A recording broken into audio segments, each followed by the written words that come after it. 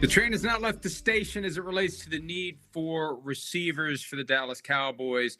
Some thought that they would take T-Mac McMillan. He was gone by the time they were on the clock at number 12. They went with guard Tyler Booker, addresses a need, a very glaring need for the Dallas Cowboys. But, Chris, you've been saying all along they need an offensive playmaker badly, running back or receiver. Right now it's CeeDee Lamb, Jalen Tolbert, Paris Campbell, Ryan Flournoy, Jalen Brooks, and Jonathan Mingo. That's it.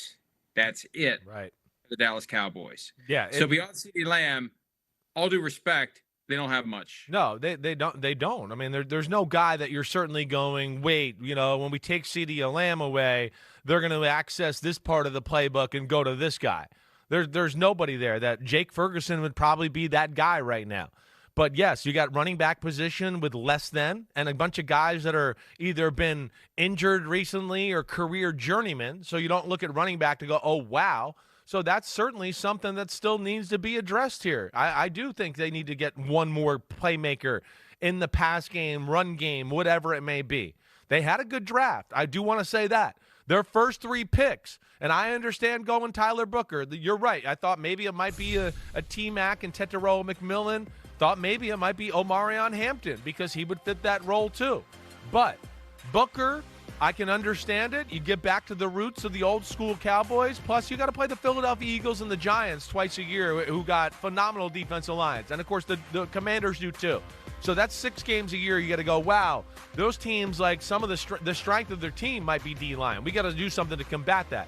They addressed pass rusher. Ezra Raku from Boston College was certainly a guy that people thought might go late first, very early on in the second, to get him at pick 44. And then to get Revell Jr. from East Carolina in round 3, where, again, I think if he hasn't had a torn ACL, this is a guy that's probably an end of the first round pick. But coming off a torn ACL, there was medical concerns and all that, but he's going to be a contributor to their team, if not a starter at some point by year 2. So I liked what they did there, but the question still remains. They need more playmakers, and the only guy that they got on that list that you go as an offensive playmaker is Jaden Blue from Texas. He's a guy that can go if he's got a little bit of a space and make something, but that's not enough. They need more.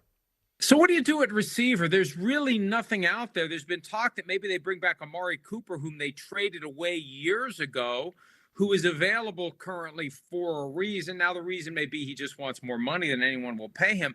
But it's not like there's a lot of options, and maybe you could get into trades or wait for guys to get cut. But that's not going to inspire someone to think that this is a great number 2. They just do not have a viable high-end number 2. The last guy that was close was Brandon Cooks, but he wasn't good enough either at that point of his career. No, I exactly right. He wasn't. I mean, again, when you watch the Cowboys last year, like you said, 4 out of every 5 passes were game planned for CeeDee Lamb to get the ball and be the first read.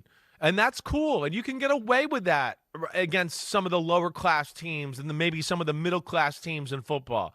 But when you start to play the better teams with big-time talent on defense and a coach that knows how to take away certain elements of an offense, there needs to be something else you can turn to.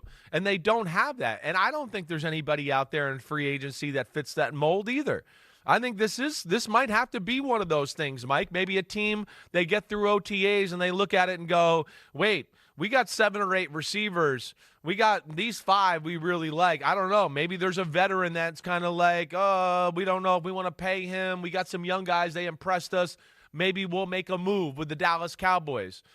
It feels like it's going to have to go that way because I don't know of any game changer or anybody out there on the market right now that's available that certainly would fill that role. I mean, unless I'm missing somebody or you can remind me of somebody out there. Remember, Jerry Jones stirred things up a little bit in the days before the draft by saying that he's working on 2 substantive trades that could happen before or after the draft. There hasn't been one substantive trade. So in theory, there's still something out there. And I had somebody put the bug in my ear not long after he said that Tyreek Hill is one of the guys he's talking about. I could not substantiate that as one of the potential substantive trades. I have no reason to think that they're talking, but after June 1, and this is the key as it relates to the Dolphins, known effort to trade Jalen Ramsey, and possible, maybe, who knows, Chris Greer, the GM of the team, said in his pre-draft press conference, no one has even called about Tyreek Hill. But if that would even be a thing, after June 1, wreaks less havoc, far less on the salary cap this year. It puts the bulk of the acceleration next year if they wait until after June 1. And here we are, one day away from May 1. And we saw it with Julio Jones when he was traded.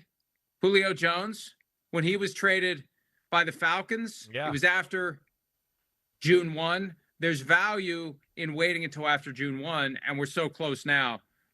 If they're working on trades, what's a few more weeks? So that's just a possibility. There's no reason to think it's going to happen with a guy like Tyreek Hill. But if you're looking for something to provide a kick to your receiving depth chart below the guy at the top of it, you got to put all the depth charts for all the teams and say, could we get this guy? Could we get this guy? They're going to have to get an established guy from another team who, for whatever reason, doesn't fit there anymore. No, I exactly right. I don't think Tyreek Hill is going to be that answer, at least by all due accounts of what I would think and where Dallas is with their football team. A player like that, I mean, again, he's not going to fix all their issues. And of course, we got contract issues already with the football team and all of that. That just seems like it's more headaches than it's worth at this point. And he had wrist surgery. Exactly. There's so many things there that I don't think make sense. But, yeah, I think it is. It's maybe one of these teams where, hey, Houston drafted 2 receivers in the second round. Does somebody on their roster kind of fall by the wayside a little bit? As far as, hey, we don't need him anymore. I think that's what you're going to have to look at is some of these teams where they go, hey, they got some young guys at receiver they like, and one of these pretty good, solid veteran guys might be somebody that gets cut or trade bait or whatever, and I think that's what they're going to have to kind of read the league with right now here. Hi, it's Mike Florio. Thanks for watching PFT on YouTube. Hit subscribe for the latest news and analysis from Pro Football Talk.